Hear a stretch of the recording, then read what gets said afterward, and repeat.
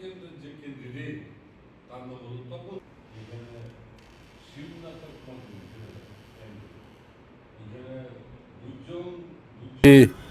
Village industry commission তাদের সারা পাহাড়ে বিভিন্ন জায়গায় তাদের বেনিফিশিয়ারি আছে, যারা লোন টোন নিয়েছে খাদি ভিলেজ ইন্ডাস্ট্রি কমিশন থেকে। এখন এই ইলেকশনটার সময় আমরা খবর পেয়েছি পাহাড়ের বিভিন্ন জায়গায় এবং 56 ধর্মনগরও বোম্বে হেড অফিস থেকে খাদি ভিলেজ ইন্ডাস্ট্রি কমিশনের অফিস থেকে বেনিফিশিয়ারিদের কাছে ডাইরেক্টলি ফান্ড ট্রান্সফার করছে। এটা হলো সাবসিডির টাকা, যেই টাকাটা 2.5 লক্ষ থেকে 5 লাখ টাকার উপরে যারা এই সাবসিডিগুলি এই সময়টাকে বেছে নিয়ে বেনিফিশিয়ারদের ডাইরেক্ট অ্যাকাউন্টে ঢোকানো হচ্ছে।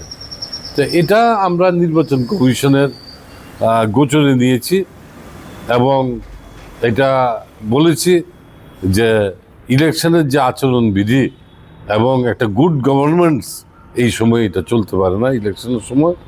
এবং উনি বলেছেন যে এটা উনি ইনকোয়ারি করছেন এবং এটা অলরেডি তাদের অফিসেও খোঁজখবর নিয়ে উনি যথাযথ ব্যবস্থা নেবেন।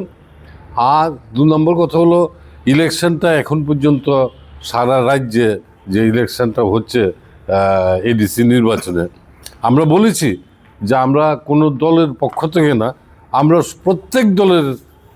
প্রত্যেক দলের যারা ক্যান্ডিডেট আছে সেই সমস্ত ক্যান্ডিডেটদের নিরাপত্তাটাকে এনশিওর করার জন্য তাদের পিজি এবং তাদেরকে উপযুক্ত সিকিউরিটি দিয়ে এটাকে তাদের নিরাপত্তাটাকে এনশিওর করার জন্য, আর কোনো রকমভাবেই যাতে নির্বাচন আচরণ বিধিটা লঙ্ঘন না হয়। কিছু কিছু পত্রিকা আজকে দেখেছি, যেমন প্রতিবাদী কলমে দেখেছি বুকজগনগর ওয়াকিনগর যে ক্যান্ডিডেট তপন দেববর্মা তার বাড়ির সামনে বিভিন্ন রকমভাবে নির্বাচনী প্রচার সজ্জা এগুলি